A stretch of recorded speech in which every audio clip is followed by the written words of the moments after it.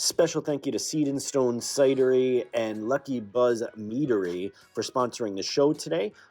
They help to make this show possible and supply us with the occasional beverage when we're out there. They've got 10 taps full of meads and ciders made right there in-house. They've also got all sorts of awesome events going on, including an open mic almost every single Thursday where you can come out and show your musical talent. So all you songwriters out there, stop out and grab a cider or a mead and tell them that the Songwriters Couch and the Patrick Jaouen Band sent you. Again, Seed and Stone Cidery right here in Rochester, New York. Go out and visit them and let them know we sent you. Thanks, guys.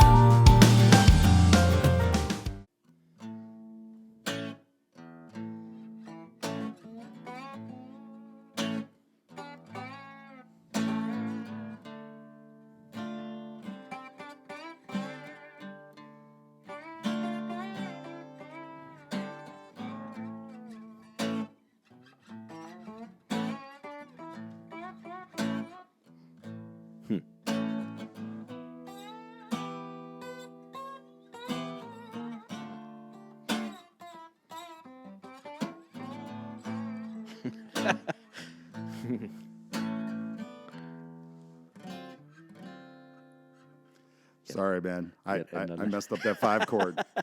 I messed up that 5 chord. That's all right. That's all right. You got one of those the bottleneck slides at home or no? Well, this is actually a wine bottle top.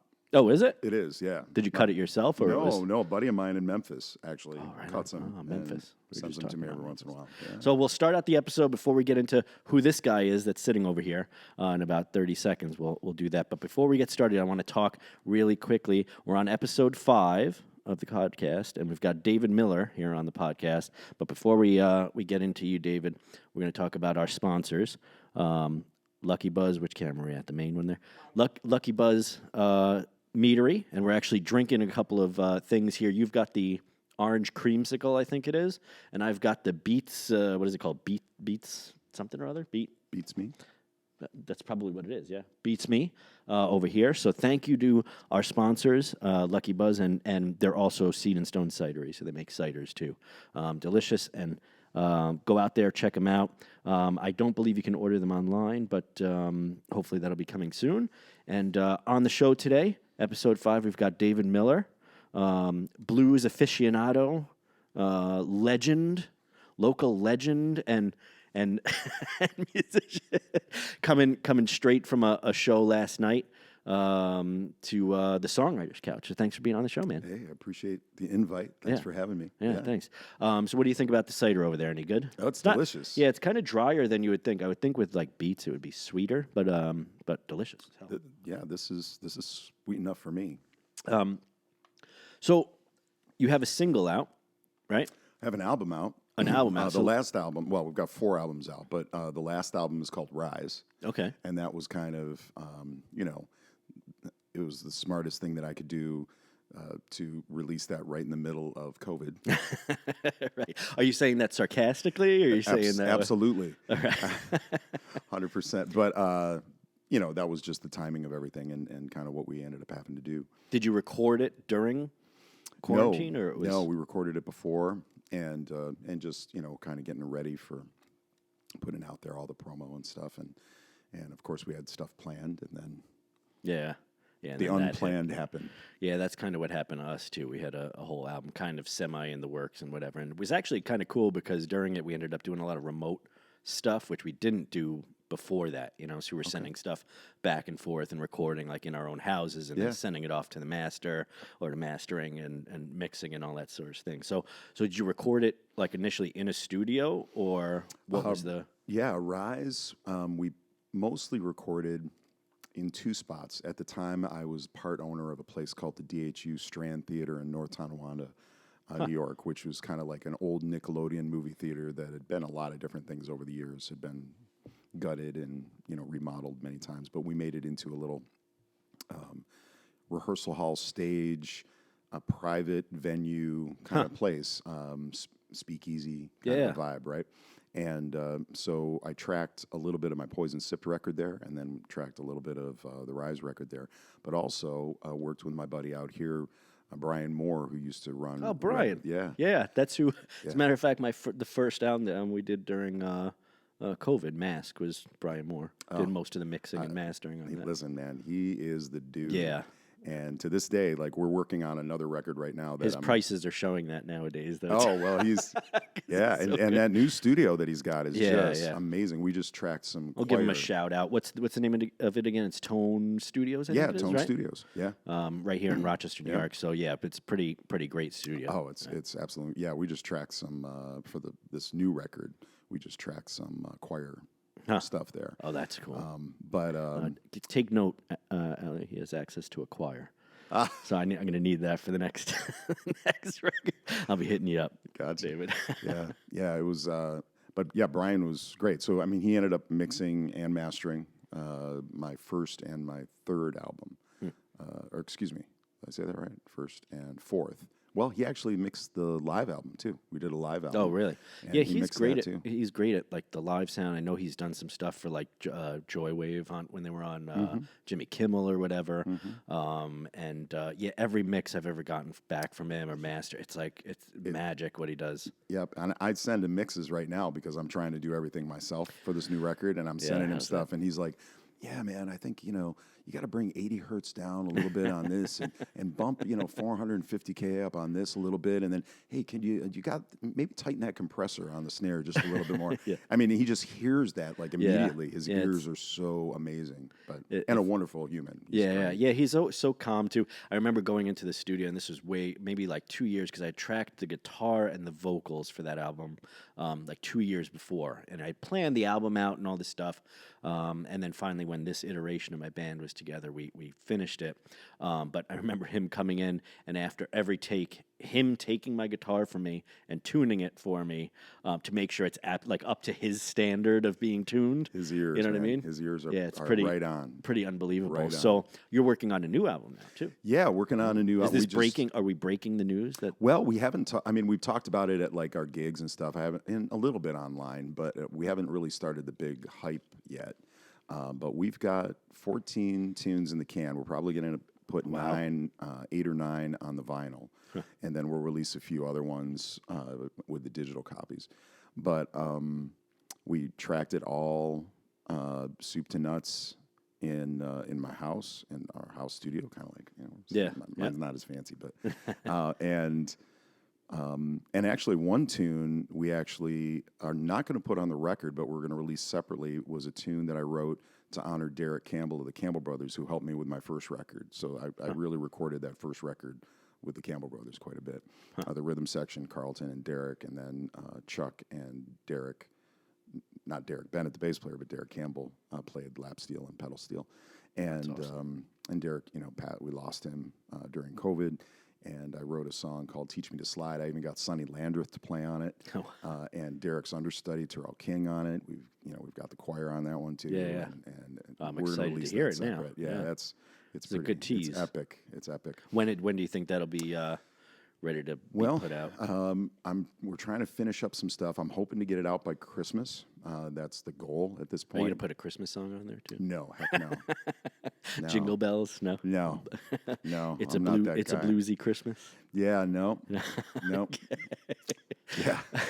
No, I'm excited to hear it. So, is this your first time like getting a choir in there and that sort of thing? Well, I mean, we did that on.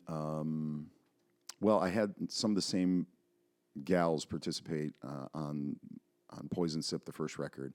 But then, we literally did have a bigger choir on Sometimes You're Down. And what was on Rise, on the record Rise? Yeah. Sometimes You're Down, and maybe Rise too.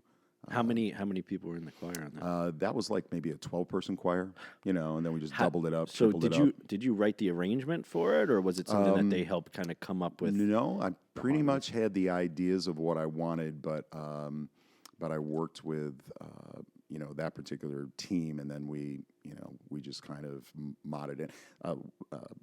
Serena Young, Rena Williams. She goes by a couple different names, but Rena, she's just an amazing gospel singer out here, and she's was in BET's Sunday Best. She made it in the top 10. Oh, wow. You know, she's incredible, and she kind of helped put it together. And she's just got a great ear for harmonies. So if I say, well, I want a line that's kind of like da da da, you know, Yeah. and she's like da da da da da da Right. da, And start directing. and That's she's what just, would worry me about having a whole choir in there trying to direct Oh, everyone. Like, well, and then I had Rufus McGee. So I don't know if Oh, you no remember shit. Rufus McGee Yeah.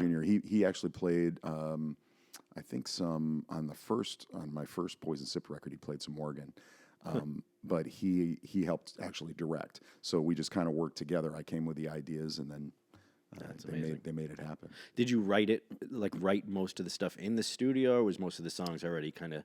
Yeah, the songs were pretty much done. I didn't really write anything in the studio, and with this newest record, because the core of my band is we've been together for 4.5 years, but the way the albums came out, Steve, my keyboard player, was on them, but my drummer, Isaiah, wasn't, because I'd worked with the Campbells, and I'd worked with a couple other, drummers previously. So we wanted this to be us, not just me. Yeah. You know. And so when we were in the studio, I brought the ideas, but then we kind of arranged them together. And there's definitely parts on some of the songs that like Steve wrote the bridge for, or Nice. we worked out the percussion tracks, and Isaiah came up with the percussion arrangements and stuff. So It always comes out so much more like dynamic when you got everyone's absolutely. input in there. Do you primarily? I mean, it's called the name of your band is Miller and the Other Sinners. Yeah, Miller. So you're kind of the primary songwriter, I would imagine, for the most part, or have been anyway, right? Yeah. And I still think that's probably the way it'll always be. But that being said, doing this album the way we did it, we kind of found a flow in the studio that works for us, and how we can get together and I've got the gear in there. We can just sit down and start working. It's not set up for recording other people. It's just for us, you know. And so I'm actually really looking forward to the next record, because that's what we're going to try to do. We're going to try to come in and just write some stuff spontaneously together. We did write a tune called Southern Soul for this next record that we wrote together, and that that's like our first full collab song. Yeah. So I definitely want to get into kind of the process of what how you write and all that kind of thing. But before I do that, I want to clear the air on something, David. Okay, so we had you and I had an interaction probably. How long ago was this?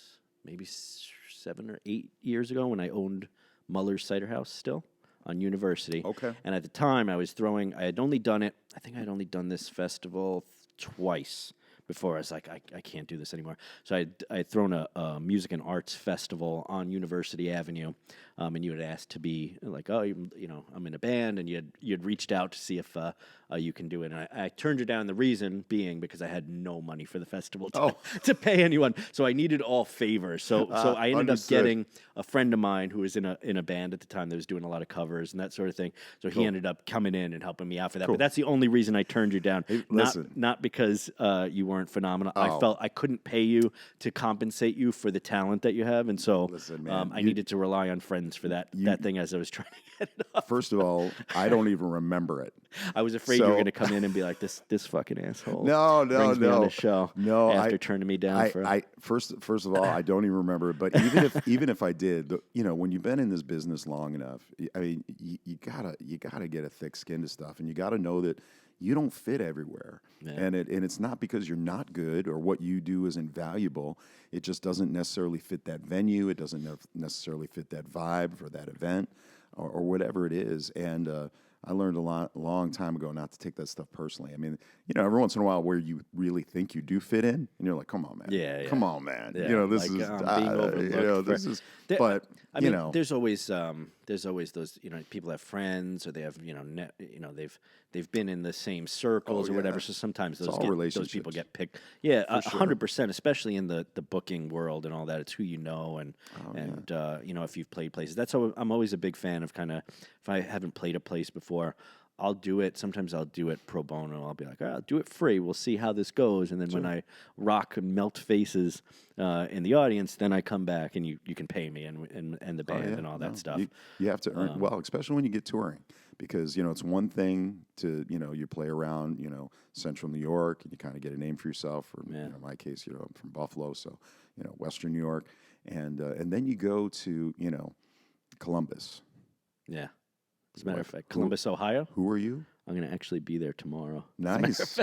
Nice. Yeah, that was random. Yeah, I just went to the Rock and Roll Hall of Fame for the first time too. Like, what was that, 3 weeks ago? Okay. 2 weeks. It's cool, I guess. Yeah. What was my favorite actually? Because I grew up in New York City, and I've played in like the CBGBs, like the gallery next door, and then my older brother played in CBGBs and stuff.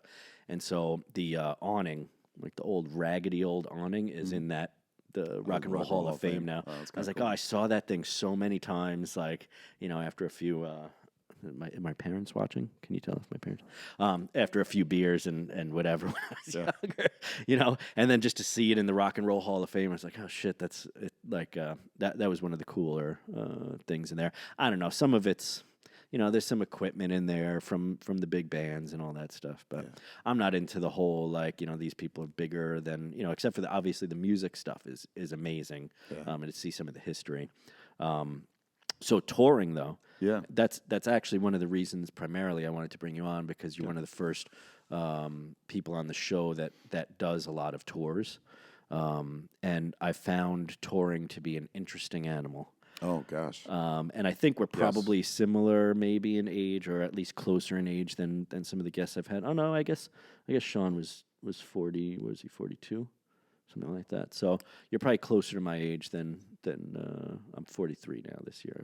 I got 10 years on you, brother. All right. So how long have you been doing the touring and the like? I mean, has that been since you've been a wee little David Miller? No, I didn't even start my music career really full time until I was in my 40s. That was, like my first record, and that whole push was in 2014 with the album Poison Sipped.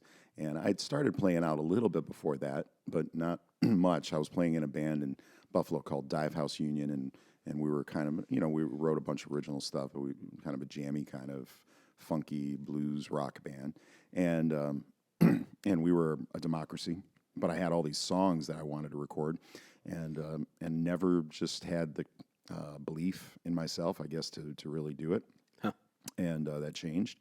And what changed that? If I may ask. Oh, near tragedy. Yeah. So yeah, just That'll do it. just going through the most deconstructing part of my life of who I was, what I was about. My wife and I going through some stuff and coming out the other side of it, and the album. I know nothing about that, David. I know nothing about chaos and all that stuff, and finding yourself again. Oh my gosh, yeah, and that's ultimately, I think that's the greatest journey any human can go through, because all of us go through stuff as we're growing up. We adopt ways of thinking about ourselves and the world, and some of it's good and some of it's not. Some of that not so good stuff continues to plague us as adults, and we probably know some fellow musicians that are amazing people but are leading incredibly self-destructive lives, and they don't necessarily know why. And some of that is just that part of the journey that they don't have to go through, but you kind of it would be wonderful if they could, and confront some of that stuff, and because the talent doesn't go away. That's still, all that stuff is still there to help motivate you, but then you can handle some of the other stuff better. So what led you to, I guess, so you left that band, I'd assume, right? And then started doing your own project, or was it? I started doing my own project, and part of the reason is I really wanted to go full time. I wanted to put a lot of stuff out there. That band was kind of, guys had jobs. We couldn't really do much but weekend warrior stuff, and I wanted to be able to. That sounds like me, like a few years ago too. Oh, gotcha. Yeah. So I just, and then, that band began, it had a few issues. I mean, they were great guys. I'm still friends with them all. Yeah. But we had lost a guitarist like the year before, and he was a major force in the band. And then, with me doing the solo thing, it just didn't vibe with, at least one of the other players too well. And so, that just kind of dissipated. But they didn't like that. He didn't like that you were doing the. Yeah, I didn't really like that I was doing the solo thing. I mean, he's all for it now, but at the time he wasn't. And but what ended up happening is I did this record, and I figured I'd just be playing it out. I did the Poison Sip record, and I had this producer who was supposed to do the record, and he couldn't. And then this other producer stepped up, and he introduced me to the Campbell Brothers. And he said, "This is the rhythm section you need for this record." And I was blown away when I met him. And we literally tracked like 10, 11 songs in one day in the Strand Theater. Derek Bennett, Carlton Campbell, and myself, them hearing some of the songs for the first time.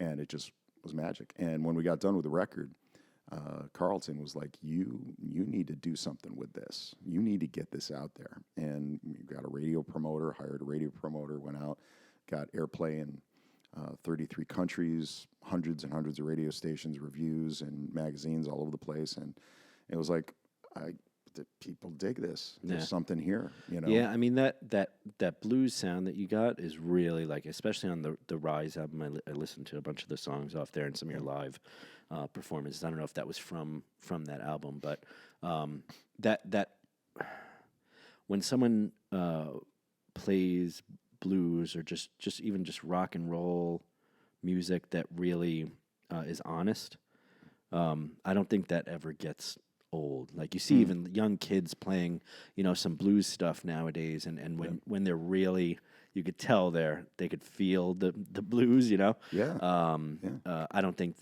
that'll ever get old. And I think your take on it too is a fresh take on it. I feel like I'm listening to like, it's obviously it's got the blues stuff in there, but you've got, like you were talking about before, the gospel stuff in there, which is amazing, and some funk stuff in there, sure.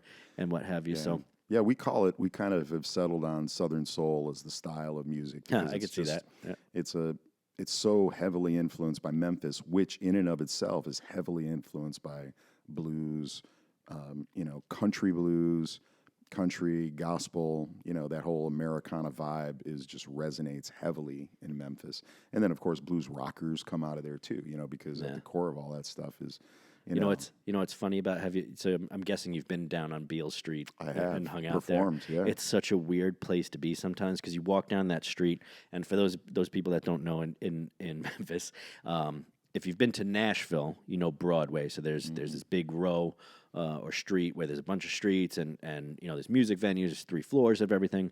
When you go to Memphis and you go to Beale Street, it's a very similar scenario where there's all these music venues down this street, but then the second floors of the building, a lot of them are just the front facade of it. Right. So it's like fake buildings, you know what I mean? Like when you watch the Elvis, did you see the Elvis? What is that called? Biopic or something, right? Is that what it's called? Yeah. Biopic. He's on the second floor. Yeah, he's hanging out of there, and I just imagine them filming that.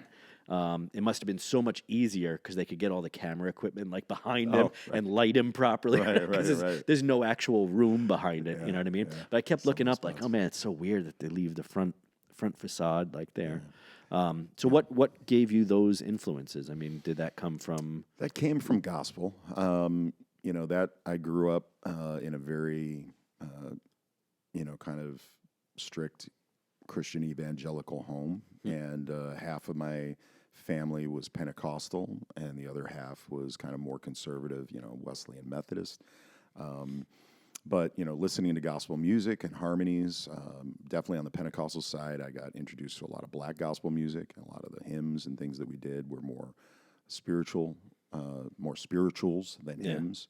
And but even song structure and choruses, all that stuff, kind of influences you in terms of songwriting.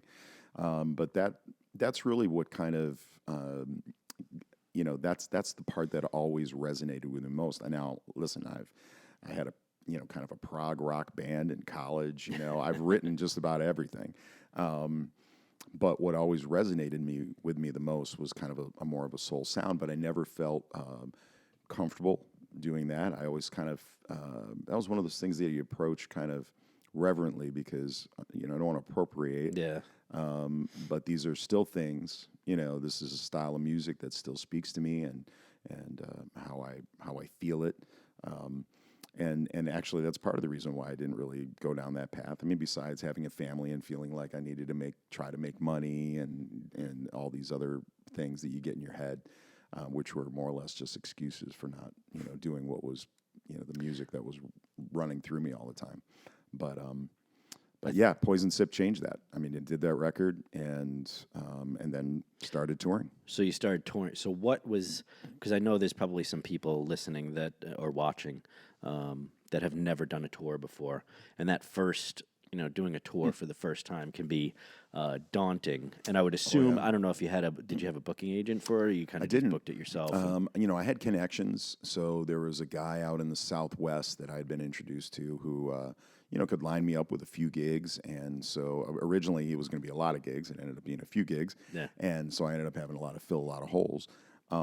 What were you headlining the tour, or were you supporting anyone on? We did a little bit of both. So our very first show was supporting Shamika Copeland in Des Moines, Iowa, and in a great room. And that was the first. And then the van broke down, literally driving to the next gig from from there to somewhere in Kansas, Lawrence, Kansas, and we ended up breaking down in Nebraska somewhere. How did that go for you? Oh, well, as well as you can imagine. So excited about this. This was like a 5-week tour that we had planned. And it's not just finding shows. It's also, great musicians that you can bring that can take that time and, off of their schedules, making enough money for it to be worth their while. Yeah. Was that your full-time band, or was that like Guns for Hire kind of thing? It was kind of Guns for Hire. I didn't really, Miller and the Other Sinners, I think because I saw the lay of the land, I was setting myself up to have to use a variety of different players because I just knew it wasn't gonna work. The first bass player that I had with me we were prepping for the tour was Zuri Appleby, who is now Lizzo's. She's Lizzo's bass player now. Huh. Yeah, and she got a call for Nick Jonas when we were on a run, and to go play for Nick Jonas, and so she was out to L.A. Did she leave? Yeah. She had to. Yeah, there wasn't. I would have. We're going to play for 10 people in a bar in Des Moines, Iowa. You got to stay here and not. Not that I could have gotten in her way, but I desperately wanted her to have all of that and more. Because she's Zuri Appleby. She's unbelievable. Look her up. She's an amazing talent. So I immediately had to find another bass player, the original drummer that I While you were on the road? No. This was all before the tour, prepping for the tour. And we were doing some small runs, but we, like weekend runs, but, this big 5-week thing that we were getting ready for. And I also had to find a different drummer because the drummer that I thought could do the 5-week couldn't. So she led me to a drummer, and then when she had to back out, I had to find a bass player. I found an amazing bass player, but at the time could take a semester off of school. Huh. So came out on the road and, did a few months with us between that tour and a few other runs, and that was all I could do. So I kind of set myself up for that. I hated it because I really wanted a team. I wanted guys that we could play together long enough to really vibe. I had an incredible saxophone player who was really with me for the first 2.5 years heavy, Jay Moynihan. As a matter of fact, he was just jamming with us. He was filling in last night. Jay was Buddy Guy's sax player for 9 years. Incredible Hendrix on a saxophone, incredible guitar player. Jay Moynihan actually sounds familiar. Yeah, he's the real deal. Huh. And he came out for a few years, but then things changed in his life too, and that he'd done all that touring, and he had a wonderful family that he could be enjoying and not running around with me trying to break another act, and whatever. It's just what happens. And but fortunately, I ran into the cats that I have now, and Isaiah Griffin on drums and Steve Davis on keys and key bass. They've been with me for 4.5 years now. The core is tight, and then we've got a pretty tight horn section. This horn section's been together since the first year. The saxophone player's been with me longer. The trumpet player is on my records, and he's subbed in, but now he's from Fairport actually, like Paul Gaspar, and so he's the permanent guy now, and now it's a unit. We've talked about the last episode we did with Jasek Wade. That's actually going to be out tomorrow when this airs. It would have been last Monday, I guess, that it airs, but. They were talking about trying to keep a band together. Oh yeah. And how difficult that Super was. difficult. And I was, I was like, hey, I feel your pain. Yeah, right. I've been there, Yeah. because everyone's got their own lives going on, and everyone's got different, different kind of trajectories or goals or what they want to do with music, and just what they want to do with their lives. And sometimes it's a hobby for some people, and it's something where, if you want to make it a permanent thing in your life, or what's making the money in your life, or what's, I guess, your job, that's a whole different thing than, we're just going to play a couple of gigs in Rochester every month and, Right. and just hang out, or Right. just in your local city and whatever. That's very different than I'm going to go on tour for 5 weeks or a month or a couple of months, or in Metallica's time frame, 5 years or whatever the hell their tour was. 2 years, I think it was. a That long time. crazy shit. Yeah. And travel with like 16, semi trucks or whatever. So I'm guessing you learned a lot of lessons though from that. Oh, a ton. That first tour, right? Oh, for sure. And I'll say one thing good and too. bad.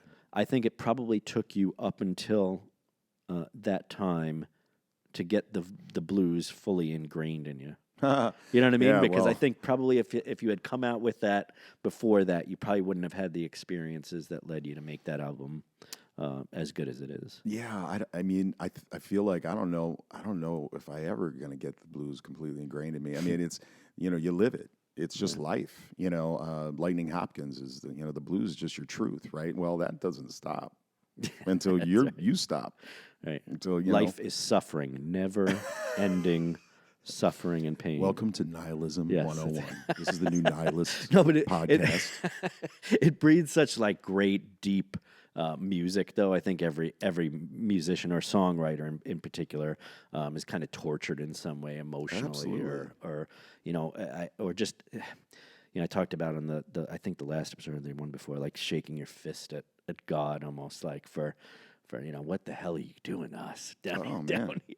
And music is a way of like singing about that. It Absolutely. like frees you of the emotional burden of it. It gets it into a song that other people can sing. Well, it's there's different ways to work your shit out, and for any artist, whether it's visual arts or whatever your medium is, for us as musicians, it's through these chords that we play and these notes we sing, these words we write, and that's kind of our therapy. It's a way to kind of exercise that demon, if you would, and get it out of your lungs. So I guess we can kind of transition. I know I was gonna ask you about the lessons first, about touring, because I know a lot of young musicians that are going to do their first tour. There's a lot to it, right? Yeah, well, I mean, and some of it's basics. I mean, you gotta figure out how to budget some stuff because you got to plan for the worst. And the best advice, the first piece of real great advice that I got was from a blues artist by the name of Johnny James, who used to tour all over the U.S. And Johnny goes, I asked him, I said, what's your greatest piece of advice you can give me? And he goes, check your oil. Yeah, it's pretty. Yeah, that's probably pretty bad. So- Tire pressure, All Make that sure- stuff, right? That's what's all implied in that is just, but, there's certainly. Make sure you have your guitar in the car when the gig is like 5 hours away. Yeah. Stuff like that. Yes, Allie's laughing. I drove like it was like 2 hours away and drove all the way, everything else packed in the car because I was bringing the PA and all that. Yeah. Forgot to put my guitar in Yeah, the thing. I think I did that once. Luckily, someone had a guitar or their dad had a guitar or whatever and brought it to us. Yeah. So, check your oil, huh? Those little things. Yeah, but I mean, you have to recognize that, these folks.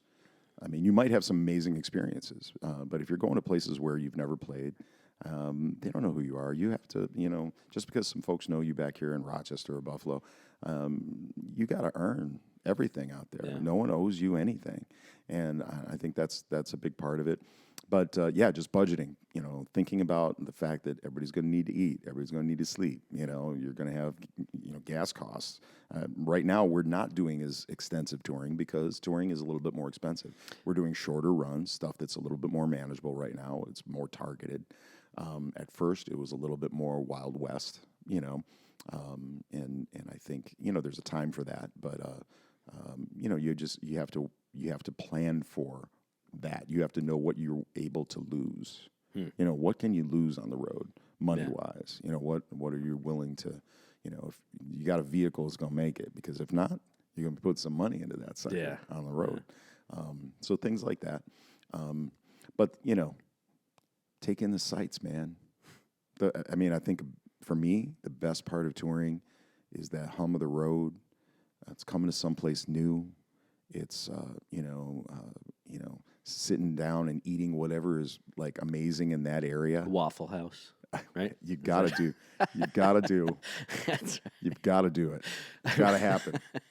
We have some good Waffle House stories. Yeah, I think everyone, good and bad, probably. A little bit of both. Yeah, at Waffle entertaining. House. You get the dichotomy of. Let's say entertaining stories. That's right. Waffle Houses. What's your favorite Waffle House food item? Would you say? Oh. And for those in the Northeast, it's a little bit difficult because it's not too many up here. They're starting to like creep up though. I don't know if you noticed that as you drive on some of the. I think they self-replicate. Do they? They're like a hermaphroditic. Like one of those snakes when you cut them in half. You know what I mean? Now there's two of them. I think they're kind of like that. Yeah, no. When I'm there, I go for that traditional, eggs and waffle combo slam thing, whatever they call it. This is pro information you're hearing from a couple of touring musicians. So what do you put in your waffles? I like a little maybe some cinnamon. Chips kind of deal. You go. Yeah, you go in. Yeah, you go in. I just straight up. Just straight waffle syrup. Yeah. No, I like to make them get a little creative too. No, that's smart. That's smart. I haven't chef it up. I think the folks that I've had making my stuff, I don't know that I'd want to put that extra burden on them. But you get that eggs. That's right. I like the way you phrase that too. Get the eggs put going. That extra burden with on it, them. and some tea. I'm good. So that's all I need is a little waffle and syrup. So that leads me to because those ordinary things like the Waffle House and what have you. When it comes to writing songs, sometimes people write them about the mundane things in their lives, and I think I watched something from Taylor Swift today. Earlier, I don't know how that came up, but something from Taylor Swift, and she had written some song. She was listening to some guy on the phone with his girlfriend on the other side of the room, and his girlfriend was yelling at him on the phone. And she said she could hear him or hear her yelling at him through the phone. And then after he had gotten off the phone, because he had called something about he hadn't called her in 10 minutes. He had called her in 15, so she was angry about the fact that he had called in 15 versus 10. And then she wrote, I guess, the first couple of lines of a song or whatever. From that, it was like this inspiration that I don't know the Taylor Swift song itself, but she said the line in the song that she had written. So when you come up with a song, how does that typically happen? I mean, is it something where you sit down and you say, I'm going to write something now because we've got an album, or does it typically just kind of come at us somewhere? I usually never, I can't think of a time that I've sat down to write something. Where I get the majority of my ideas, either lyrically or groove or chord progression idea or whatever, is when I'm driving. And there's something about the road that's I usually don't have music on, and I'm just kind of letting stuff come in from the ethos, and it might be inspired by I might see us. You don't always know. Our subconscious is always working, right? And I might have seen something, or there might have been something stewing back there that the road just kind of there's a Zen moment where that's allowed to come to the front, and so I don't know sometimes, but sometimes I hear a conversation or a thought, and I can if there's some sort of inspiration, I can put myself. Probably the closest thing that I can say to intentional songwriting is I won't necessarily think about writing a song, but I'll think about an experience. Like there's a tune called Juke Jive It that's on Rise. And Juke Jive It was written when I was on the 33 on my way down to the Tudor Lounge to play with the Willie Haddeth Band, and they would have a guest artist every once in a while. And I was on my way, and when I first wrote it, I'm like, I'm back with Willie and the band. Back with Willie and the band. And I had a groove, and I started writing that. Head downtown, my lady and me. Right? Are you writing it on your guitar, or you're kind of just No, singing I'm driving. a melody? And I'm like driving, and as it's coming to me, I've got my phone, and I'm putting stuff in. And when I get there, I got a couple verses and a chorus. And I'm like, hey, guys, I got this idea. You want to do it? And they're like, sure. I said, it's pretty easy. I can show. And I said, but let me go out for the second break and write a couple more verses. So now the whole thing's flowing, right? So now it's not, it's not hard to get back in that space, and finished a couple things. And that's actually how the song was originally written. And then I rewrote it after that night called Juke Jiving with the band. So it didn't matter. So is that like a typical way that you write? Like you kind of come up with the melody first, or it can be. It doesn't. Sometimes it's a lyrical idea, a phrase, a thought, and then as I'm repeating the thought, a melody comes to it or a groove comes to it. I'd say probably more often than not, they come together in a weird way, and you're probably. I think you're going to relate to this because I've talked to tons of songwriters, and they always have this. But you get this idea, and sometimes you use like dummy lyrics, fake lyrics. You just start mumbling. You're mumbling stuff. You're just saying stuff, and then you'll say something, and when you're working it out, you're like, that's supposed to be there. And sometimes you're trying to then figure out what the fuck this song's about. Yeah. That happened to us. We were actually driving through the hills of Pennsylvania, and Laura was asleep, and I was coming up over the hills. We were going into West Virginia, and you're up and there's nothing, right? Yeah. You're up in the mountains and there's nothing. And I got this little, Sally's got a bullet in her pocket. Where'd she go and get that from? Huh. And I'm like, who the fuck is Sally? And why does she have this bullet? That's right. That is a question I'm asking myself as you said that line, is where the hell did this bullet come from, Sally? Right? And so then I'm like, writing the song is discovering the story. It's like I'm trying to like do an archaeological dig of some sort or historical dive. I just made eye contact with Sally over there because I said, I think it was on the second episode or with Nate. I was talking about like where, and that's generally a question I ask songwriters too, like where do you think it comes from? Because it's almost like, and I had said this, it's almost like you're remembering it, or you're trying to document it versus you writing it. Like I'll write a song sometimes, all the lyrics. And at the end of writing it and all the lyrics and everything, I'm like, I don't know what this means. But then like 4 or 5 months later, I'll listen to the song. I'm like, oh, that's what like it. It seems to be coming from somewhere that's well. So I don't know how heavy we want to get, but I do think very heavy, I think that there's. I mean, listen, we're all connected at that Planck level, and I do not subscribe to. A religion anymore, even though I grew up as a Christian. I pretty much see myself as an agnostic, atheist kind of dude. And but that doesn't mean that I don't think that there aren't mysteries, and I don't think that there's things that we can't explain yet. And there's certainly cellular memory. There's a memory inside of humanity that's, I think, related to this collective consciousness. Some of that is, again, your subconscious that's hearing things and picking up on stories and stuff's running around, but it's not in the forefront of your mind, and that bounces around back there and comes out, and it feels like a strange thought, but it's really not. It's just a hidden thought. It was something that was back in there that took a while to produce an articulate expression that your conscious self could recognize. Yeah.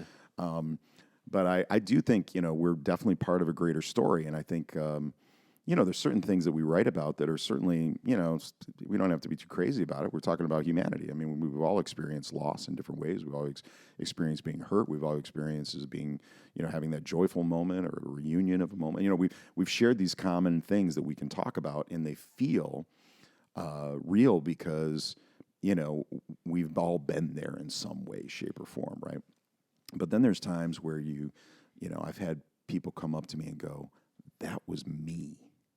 So it's something deeper. They're not just connecting with a superficial, experience. They connected to something in there, and maybe you didn't even mean it when you wrote it, because I've had that happen a couple times. But they found something in there that really, when you looked at it from their eyes, it seemed prophetic. You know what I mean? It seemed beyond, what it seemed like maybe what somebody sitting over a table with a glass ball might be able to tell them. But I think a lot of that comes out of that deep, collective consciousness. Yeah, and I think that that can be like with the Beatles and the bands back then. I think that's why you had so many people, or not, I guess not so many people, but the occasional psychopath too that was like that, literally like what you just said. That's me. He's singing about me. He wrote that song about me, and that worries me sometimes too. We bring all our baggage. Not that I'm comparing myself to or you to the Beatles or John Lennon's songwriting. We're all songwriters. Yeah, we're all songwriters. But it's pretty. That is hilarious. Is that John Lennon? Trying to talk. I'm sorry, John. I'm sorry. I don't know if that got caught on camera, but the top just popped off of that can there. So you usually come with kind of some sort of a melody or some sort of an idea for the song, a vibe, a feel, a theme. Do you when you start to write? Because I've noticed myself kind of doing this more and more now. Make a conscious attempt to make it almost more vague sometimes. Like sometimes I'll write and I have a very specific experience I'm thinking about while I'm writing, but I'll try to make it more vague so that it can hit more people, so to speak. And I don't do that often because most of the songs that I write that I feel are really good tend to just kind of come out of me. I don't have a say in it; it just happens. I feel that. Yeah. I feel but the occasional song I'll write, and it'll be about a particular experience, and I try and leave out the specifics of it. And I wonder if other songwriters do that too. I'll try and purposely, like change the names of the innocent or whatever it's. Well, I think probably yes. I probably tried to change the names a little bit, but that's right. The names and the faces have been changed for their. Yeah, but I don't know that I think sometimes I'm trying to word it. So for me, I guess my sweet spot on a song is fresh but familiar. I want something that sounds new, even though it's not new, because listen, there's only so many chords put together so many times. Or as you two said, all the books, there's no new books in the house, there's no new ideas in the house, and all the books have been read, something like that, right? Yeah. That I try to, instead of saying, your eyes shine, or something that just seems like that's been said like a bazillion times. Yeah. I'll try to word it in a different way. I'll try to say, well, how else could I, I will say that's bullshit too. The U2 thing about every song has been. I don't think that's true. I think that even U2 now is in Las Vegas, that giant dome thing that exists. Sure. Like holy shit! I don't know if you've seen like them I saw the videos of them playing in there. Yeah, that's fucking new. I mean, it's a new experience for sure. But they're playing the same old songs in there. That is true. It's just like putting the library in a bigger, cool building. So. One of the things that I've always wanted to do, and there's one here in town, but it costs quite a bit of money to rent it, but I wanted to put on a show in the planetarium. Here. Oh, wow. And you can do that, right? And not only can you do that, you can have them design a show, like a star thing and video thing, specifically for that. Experience and then cool. And then put on a show there, but it's kind of expensive, and the cheaper kind of times to rent like expensive to the point of like you're gonna have to charge like a few $100 a ticket or something to make it worthwhile. But I've almost wanted to do it and lose money on it just because it would be such a cool thing to do, which kind of reminds me of that big dome thing that U2 is doing, But I think that like Einstein, right? Everyone thought, okay, we kind of know all the ideas that are there, and then all of a sudden Einstein pops up and things change, right? So maybe there are things out there, songs that haven't been written, or chord progressions that haven't been done yet, and haven't been, Yeah. Well, And I it just mean, takes a David Miller to pull him out oh, of yeah. the ether and bring him onto the Songwriters Couch. Yeah. No pressure. That's right. So, I guess from a seasoned songwriter, seasoned album maker, you've probably been in the studio a whole bunch of times. I think that you could probably, or you'd be one of the better people to speak about, I guess, kind of studio etiquette, recording stuff. Like what are your not suggestions, but like if someone was going into the studio for the first time, they've written a song, they Gotcha. want to do something. I mean, tips or Well, things they should know before they get into the studio. I think, generally, the more prepared you can be going into the studio is always good. Even if you abandon the plan, you have a plan. You know that you're rehearsed.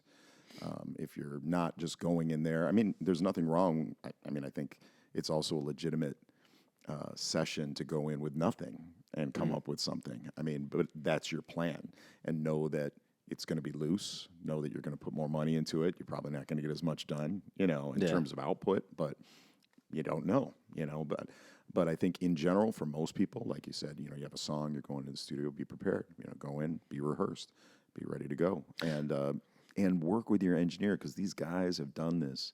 We're talking about Brian. Brian, to me, is almost like a co-producer on every record. Yeah. He's definitely going to have credits on this one because of all the advice that he's given me along the way. I mean, to trust those guys to be able to, just really guide you. They've been doing this with a lot of folk. Yeah.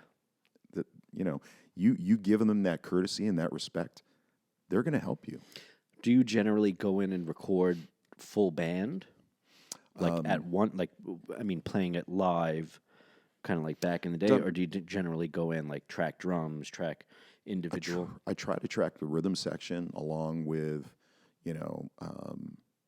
guitar and vocal as guide to get the feel, so we get the foundational feel right. That's how we did this record. I went and pre-produced everything, so I even tracked fake drums and everything to get arrangements all kind of set up.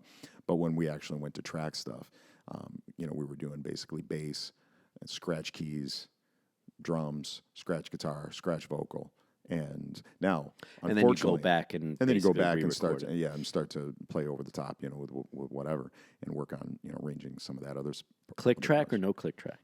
We use the click. We absolutely use the click. Yeah, I feel like nowadays you can't not use the click, right? Well, especially with working the way that we did. If we were working just together, in a room that we could all be playing together, we might not always have to use a click for that. But when you want to do overdubs and stuff like that, and the way that we were working, where I would bring the horns in 2 months after we had done the rhythm tracks, it just made life a lot easier. But we messed with that too. We messed with the click so that we pushed and pulled and made it feel more live. Where it made sense. So let's do this. We're going to go ahead and move into you playing something. Oh, okay. But before we do that, okay, I want you to give a bunch of shameless plugs to all the stuff that you need to give shameless plugs to. Shows coming up. So this won't be released until next Monday. So just keep that in mind if you're going to plug a show that's upcoming in the next week. I feel like I should have had the hottest wing right now. Right? If you all know what I'm talking about. For what is that show called? Hot Ones? Is that what you're talking about? Yeah. So I've done that with a bunch of friends. Have you guys ever done that? Like had that challenge at home? No. So I have a bunch of hot sauces. One of them is Buncy's. What is it called? Da Bomb. Oh, it's awful. Oh yeah. It tastes terrible. Yeah, no doubt. Terrible. No doubt. It's not a good hot sauce. Gotcha. But that I could see why people struggle with it. It's like this. It's like drinking the extract, like just the egg. It's just no pure. Flavor to it. Whoa. It's just awful heat or whatever. That sounds like terrible. terrible. But anyways, terrible. so plugs. What, So probably the two big things that I want to plug is November 4th. We're going to be at Fanatics Pub down in Lima with the full band. We're going to have a killer time there. It's a great room. If you've never been down there before, the place just keeps growing. They just added an outdoor stage. And then on the 10th, on Veterans Day, we are going to be at Sticky Lips. Never played Sticky Lips before, but we're going to have the band there, full 5-piece band as well. So those are kind of two shows that you can kind of come and, you can kind of come and see. The one with the red light on it. There you go. Oh, that one. Yeah. Sorry. See, I don't do TV. I don't know this shit. But yeah, come out and see us November 4th, Fanatics, and the 10th at Sticky Lips out in Rochester. In Henrietta, right? In Henrietta. Sticky Lips in Henrietta. That stage is really cool. I've played there. I don't know about the sound system, because last time I played there, they're like, oh, well, we're not going to have the sound guy there. You just do your own sound. So I had to bring my own like sound system. And I'm like, but you have a great PA there and all that? Like, all right. But this is a long time ago. Yeah. The venue's cool. It's a little weird because of the way that the audience is situated. I know. Like there's tables that the chairs are facing each other. Yeah. It's like a weird way to like have a crowd in the audience. Yeah, But it is true. anyway, we're talking very, very local, local here. So let's do this. Is this the song that you're going to play here? Is this going to be something off of the new album? This is a song that I'm working on a solo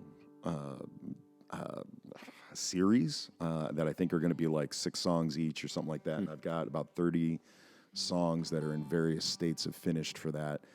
This is one that I'm going to be adding to that because, you talk about how things inspire a song. We had some really, really close friends who lost their oldest son, and he was only 34 when he passed, and he passed very suddenly. Cancer took him quick.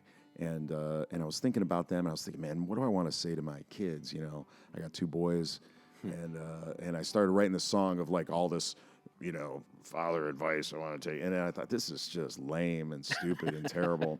And I thought, man, Very cats in the cradle. Yeah. And I said, all I really want to do is I just want to tell them I love them. I just want to tell them that they mean the world to me. That's really all I want to say. And how can I say that? And this song came out. It's called Words and Notes and Strings. I hope that I go way ahead of you.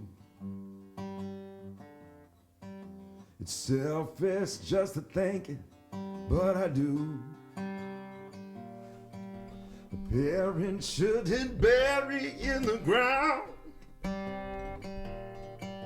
a song that haunts, keep on sticking around. You're my sweetest sound. All I have is words and notes and strings. I haven't built a treasure room with chests of shiny things. Oh, you're my heartbeat rhythm. You're the melody I sing. You're my words, my notes, my strings.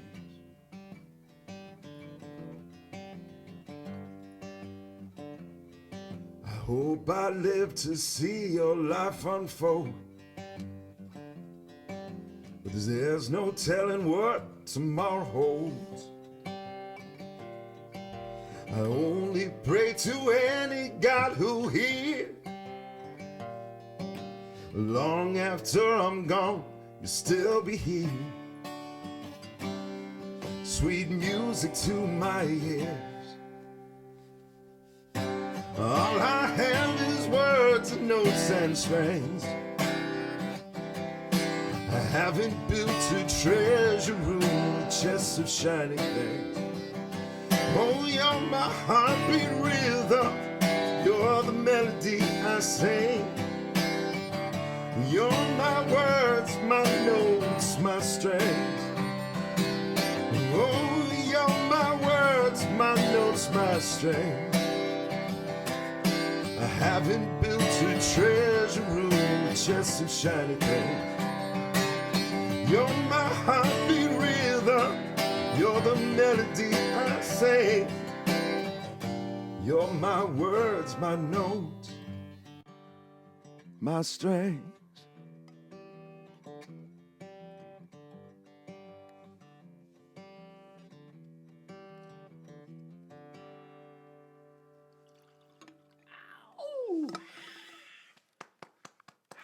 Thank you, Cleveland. David Miller, everybody. David Miller. So what was the name of that song again? One more time? Words and Notes and Strings. Words and Notes and Strings. And I'll tell you what, we've gotten an hour, and I haven't been able to even pick the surface of what I'd like to talk to you about. So maybe we can schedule another one of these. Well, yeah, as long as you're After the album is done, and you want to providing liquor and stuff. Oh yeah. So. Well, again, that's a good transition there. David's been schooled in the media, so thank you again to our sponsors, Seed and Stone and Lucky Buzz Meadery here. They gave us these cool glasses and the creamsicle. We'll have to see if we can get 3-Chord Bourbon to give you a little bit. Yeah. I think they that would sponsor be, me. Maybe we can get them involved in this. I have drank their bourbon, and I find it delicious. So all right. Well, we'll talk about that too. And I do like my whiskeys and my bourbon. All right. So. All right. and I've played in Kentucky, Bowling Green, Kentucky, of all places. Oh, what a lovely town! I love Bowling Green, Kentucky. Have you been there? I've Bowling been Green? through it, but I haven't been in it. That's a lot of people, I think. I'm not going to talk too much about it. But it's a great town, good music town. I love Bowling Green, Kentucky. But David Miller, thank you so much. Let's give one more plug here. Where can we find your music? You can see Miller and the Other Sinners.com. Also Facebook.com/Miller and the Other Sinners, Instagram.com/Miller and the Other Sinners, and check us out, follow us. Beautiful. So hey, everyone watching, listening, like, subscribe the thing, comment down below. Best way you can support us is that, but also we have like a patron program. So if you want to, give us a little money every month, you can do that as well. And if you're a sponsor out there and you want to sponsor the podcast, we're still looking for you guys. So we've got another sponsor that's kind of semi lined up. So we'll be announcing that maybe in the next month or so. So we'll see. And lots of exciting actual guests coming up too. I know David is the pinnacle of our guests here so far, and superstar here on the got on up the your couch. budget. That's right. That's right. No, don't put yourself down. Don't self-deprecate, David. You're a rock star here on the couch. So I appreciate having you on, man. Again, thank you to our sponsors. Thank you to everyone that watches and listens and does that. And if you have anyone that's a songwriter that you feel should be on the show, please let us know that. David, I'll reach over in this awkward way that being on camera and having microphones shoved in your face is. I really appreciate it, and thank you for hanging here. I know you guys got dinner coming up here. Camera. Where are you guys going? Anywhere good? I don't know where we're going. Somewhere delicious? Yeah, we'll figure something out. Steaks or something, or pizza? Or that all sounds good. All right, yeah. Yeah. But thank you again for being on the show. Keep an eye out for David Miller if he's in your town. Go out and see him because I can guarantee it'll be a good time. And stay safe out there. Yeah.